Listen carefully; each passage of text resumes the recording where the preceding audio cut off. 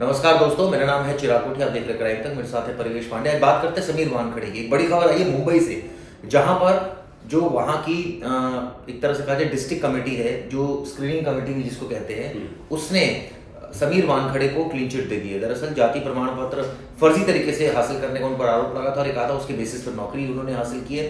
अब मुंबई की जो गवर्नमेंट की कमेटी है जिसने उसको क्लीन चिट दे दी, और ये तब हुआ है तब जब एकनाथ शिंदे जो है वो मुख्यमंत्री बने हैं।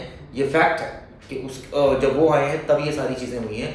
ऐसे में हालांकि समीर वानखड़े की अगर बात करें तो उन्होंने कहा है सत्य की जीत हुई है। और जिस तरह से मंत्री जो थे पहले नवाब मलिक, जिन्होंने तमाम आरोप लगाए थे और कई सारे डॉक्यूमेंट्स उन्होंने प्रेजेंट किए थे, जब मुझे याद है अच्छी तरह हम लोग क्राइम तक डॉट इन पर हमने कई खबरें इससे संबंधित बनाई थी, समीर वानखड़े से संबंधित। उसमें ये सारी बातें लिखी गई थी, कही गई थी। एक एक डॉक्यूमेंट रोज वो प्रेजेंट करते थे प्रेस कॉन्फ्रेंस। ट्विटर पे एक तरह का वॉर चल रहा था, साल भर से ये चीज चल रही थी, जिसमें पहले तो ऐसा कहा गया था नवाब मलिक की तरफ से। देखिए, ये पूरा बैक पीछे से इशू देखना पड़ेगा क्या था। नवाब मलिक के दामाद को इन्होंने गिरफ्तार किया था, ठीक है। नवाब मलिक के दामाद को जब इन्होंने गिरफ्तार किया था ड्रग केस में, उसके बाद से ये नवाब मलिक फ्रंट फुट पे आ गए और समीर वानखेड़े की चीजें, क्योंकि वो उस समय वो मंत्री थे, तो उनके बहुत सारे इंटरनल डॉक्यूमेंट्स वगैरह वो निकालना शुरू किए। उन्होंने अपनी तरह से एक इन्वेस्टिगेशन स्टार्ट की और उन्होंने डेली ट्विटर पे कुछ ना कुछ उनके खिलाफ पोस्ट करना शुरू कर दिया, जिसमें जो सबसे मेन चीज थी वो थी उनके कास्ट को लेके, उनकी जाति को लेके। ऐसा कहा जा रहा था कि वो जो डॉक्यूमेंट पेश कर रहे हैं वो मुस्लिम है स्टार्टिंग से, और उन्होंने ST/SC एक्ट में महार, जो उन्होंने अभी अपनी दलील में बताया कि मेरे डैड महार थे, एंड उसके तहत मुझे इस कोटे में मुझे जॉब मिली थी, मतलब जो वो कैटेगरी में वो आए थे। लेकिन वही नवाब मलिक का कहना था कि ये इन्होंने अपनी जाति गलत बताई है, ये जन्म से मुस्लिम है। उन्होंने उनका एक शादी का जो वो कहा जाता है, जो मैरिज सर्टिफिकेट होता है, उसमें उनका नाम वगैरह सब, मतलब जैसे मुस्लिम समुदाय में होता है बनता है, वैसा वो ट्वीट किया था। बहुत सारी चीजें ऐसी थी जो सवाल खड़ा करती थी समीर वानखेड़े के पूरे इस। दरअसल ये आरोप लगा था समीर वानखड़े पर, जो उन्होंने नौकरी ली है वो कहीं ना कहीं जाति प्रमाण पत्र उन्होंने फर्जी तरीके से बनाया और उसका उनको फायदा मिला, जिसके बेसिस पर उनको उनकी नौकरी लगी।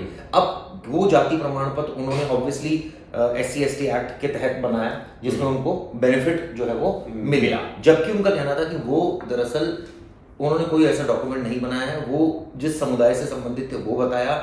उनकी मदर जो है मुस्लिम थी, जितना मैं पढ़ रहा था, और उसके बाद जो है लगातार उनके ऊपर वॉर हुई। उनकी जो पत्नी थी पहली, जो मुझे जहां तक अभी तक याद आ रहा है, वो भी मुस्लिम थी। उसके बाद उनका डिवोर्स हुआ। उसके बाद उन्होंने शादी जो है वो एक और महिला से की, जो शायद एक्ट्रेस है, जिनसे उनकी शादी हुई। अब जो है इस मुद्दे को लेकर जो वहाँ का SC/ST कमीशन है, जो लोकल बॉडी है, उसने क्लीन चिट दी है। लेकिन सबसे बड़ी बात ये है कि काफी समय से वॉर चल रहा था।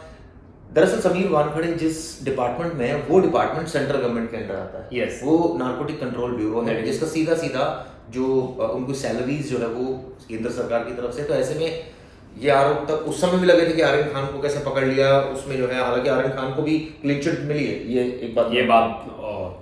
तो अब जाकर समीर वानखड़े से जब इस बारे में पूछा गया उस केस से, तो हालांकि वो तो कुछ बोल नहीं रहे क्योंकि उनका ट्रांसफर हो चुका है, लेकिन सवालों के घेरे में वो शुरुआत से ही, इसमें कोई दो राय नहीं है। हाँ, पहले से कंट्रोवर्सी तो बनती आई थी कि जितने लोगों को उन्होंने इन्वॉल्व किया था आर्यन खान के केसेस में, जिस तरह वो बॉलीवुड को सिर्फ टारगेट कर रहे थे, मतलब एक तरह से एक नैरेटिव सेट किया जा रहा था कि वो सिर्फ बॉलीवुड को टारगेट कर रहे हैं और गिने चुने लोगों को वेल प्लान करके वो रेड कर रहे, उठा रहे, जिसमें ऐसा कहा गया, मतलब आर्यन खान का केस तो बहुत ही सामने वाला था कि उसमें ऐसी बहुत सारी चीज़ हुई जो कि कहीं ना कहीं बहुत बड़ा सवाल खड़ा करती है। और ये तो हम हमेशा सवाल उनकी इस चीज़ों पे खड़ा करते हैं कि जब आपने मेडिकल क्यों नहीं कराया, बहुत सारी ऐसी चीज़ें थी। रेड में आप बाहर के लोगों को कैसे लेके आए, उन बाहर के लोगों का बीच में जो एक मुंबई में वर्ड कहा जाता है मांडवली, वो मतलब बीच में वो कराना चाह रहे थे, क्यों सेटिंग कराना चाह रहे थे, सेटिंग में पैसे लेना चाह रहे थे। ऐसे बहुत सारे आरोप लगे और इन सब आरोपों के बीच समीर वानखेड़े कहीं ना कहीं फंसते जा रहे थे। उस समय सरकार NCP कांग्रेस और शिवसेना की मिलीभगत सरकार थी, और उन्हीं में नवाब मलिक जो मंत्री थे, उन्होंने उनका उस रसूख था उस समय, उन बॉडीज के साथ अच्छा कंट्रोल था, तो उन्होंने धीरे धीरे समीर वानखेड़े की चीज़ें निकालना शुरू की। फिर जो समीर वानखेड़े के साथ जो रेड में गए थे, एक मनीष भानुशाली और एक जो पुणे के जो दूसरे व्यक्ति थे, वो दोनों जन की भी कुंडली इन्होंने ही निकाली थी। मतलब वो बहुत सारे पॉइंट्स ऐसे ढूंढ रहे थे। याद है अच्छी तरह, रोज प्रेस कॉन्फ्रेंस होती थी, ट्विटर वॉर होती थी, रोज एक डॉक्यूमेंट निकाला जाता था। लेकिन एक सवाल और भी उठता है कि आखिर अगर आर्यन खान का दोष नहीं था तो उसको अरेस्ट क्यों किया गया, और वो अरेस्ट जब किया तो ऑब्वियसली उस टीम को लीड कर रहे थे समीर वानखेड़े। तो सवाल तो खड़ा होता है क्योंकि वो कोर्ट से जो है वो क्लीन चिट उनको मिली है, इसके अलावा उनको खुद भी क्लीन चिट मिल गई। अब ऑब्वियसली यहाँ भी कई सारे डॉक्यूमेंट आए, तो क्या वो सारे डॉक्यूमेंट गलत हैं जो शुरुआत में आए, या कुछ डॉक्यूमेंट में कोई सत्यता है? भाई देखिए, इसमें मेन ये होता है कि आपको जो नौकरी हासिल आप कर रहे हैं, इसमें आपको अगर आपने ये दिखा दिया कि आप SC/ST कमीशन थे, तो आपको ऑब्वियसली उसका बेनिफिट मिलता है और आपको प्रायोरिटी मिलती है। तो क्या वाकई में ऐसा किया गया, या वो उन्होंने अपनी जो रिपोर्ट दी थी उसमें उन्होंने ऐसा कहा था कि मेरे डैड बचपन से जो महार कम्युनिटी से बिलोंग करते हैं, तो उनके जरिए, और ऐसा पाया नहीं गया केस में कि उनके पिता ने, ऐसा कोई डॉक्यूमेंट नहीं पाया गया कि उनके पिता ने मुस्लिम धर्म को अपनाया है या उस धर्म में कन्वर्ट हुए। तो वो स्टार्टिंग से महार कम्युनिटी से जुड़े थे और वही सरनेम वगैरह चलता आ रहा था। हाँ, उनकी मॉम हो सकती है, लेकिन वो लायबल नहीं है कि उनके मॉम का उन पे लागू हो, जो उनकी मम्मी का धर्म हो वो उन पे लागू हो, क्योंकि उन्होंने बचपन से जो उनके डैड का वो था वही वो मानते चले आए। स्कूल वगैरह हर जगह जो एडमिशन पे नाम लिखा था वो सब चीज़ उनकी डैड की ही चलती आ रही थी उन पे। हाँ, क्योंकि काफ़ी अपने दर्शकों काफ़ी ये विवाद में रहा था, आप सबको पता है, हमने भी काफ़ी इस पर कवरेज की थी। लेकिन अब सवाल उठता है कि आखिर एकनाथ शिंदे की जब सरकार आई तब ये ऐसा क्यों हुआ? हाँ, ये तो बहुत ये लोगों के कमेंट्स ट्विटर्स पे भी बहुत आ रहे हैं कि जब ये सरकार आई तभी ऐसा क्यों हुआ। कहीं ना कहीं लोगों का ये मानना है कि कहीं ना कहीं समीर वानखेड़े को बैकिंग मिल रही थी केंद्र से भी, और जो मतलब तो क्या वो अधिकारी करप्ट है, ये कहना चाह रहे हैं आप? ऐसा तो नहीं है, वो अधिकारी एक बहुत ही इसको कहा जाए कि प्रोफेशनल इन्वेस्टिगेटर भी है। और बिल्कुल, और इसीलिए उन्होंने मानहानि का केस भी किया है। जैसे उन्हें क्लीन चिट मिल गया, उन्होंने नवाब मलिक पे मानहानि का केस किया है कि उनकी छवि को बिगाड़ा गया। उन्होंने हमारे एक इंटरव्यू में, आज हमारे रिपोर्टर अरविंद ओझा ने जो इंटरव्यू लिया उसमें उन्होंने कहा भी कि मेरे बूढ़ी मम्मी को, मेरे बूढ़े पिता को ये टारगेट करते गए, एक तरह से लिंच किया गया इन्हें सबको ट्विटर पे, और इनको कहीं ना कहीं एक फॉल्स नैरेटिव उनके सामने पेश करने की कोशिश की। लेकिन ये भी कहीं ना कहीं फैक्ट है कि जिस तरह से आर्यन खान का केस आप देखें तो कहीं ना कहीं ऐसा लगा था कि उस केस को जानबूझकर बड़ा चढ़ाकर आगे वो किया गया है एनसीबी की तरफ से। डेली एक चीजें जो आ रही थी, जैसे बाहर के लोग इन्वॉल्व थे, फिर धीरे धीरे जैसे जैसे केसेस की छोटी मोटी चीजें सामने आ रही थी मीडिया में, कहीं ना कहीं सवालिया निशान तो खड़ा कर रहे थे कि कहीं ना कहीं तो कुछ इसमें फिशी सा है कि कुछ ना कुछ गलत हो रहा है।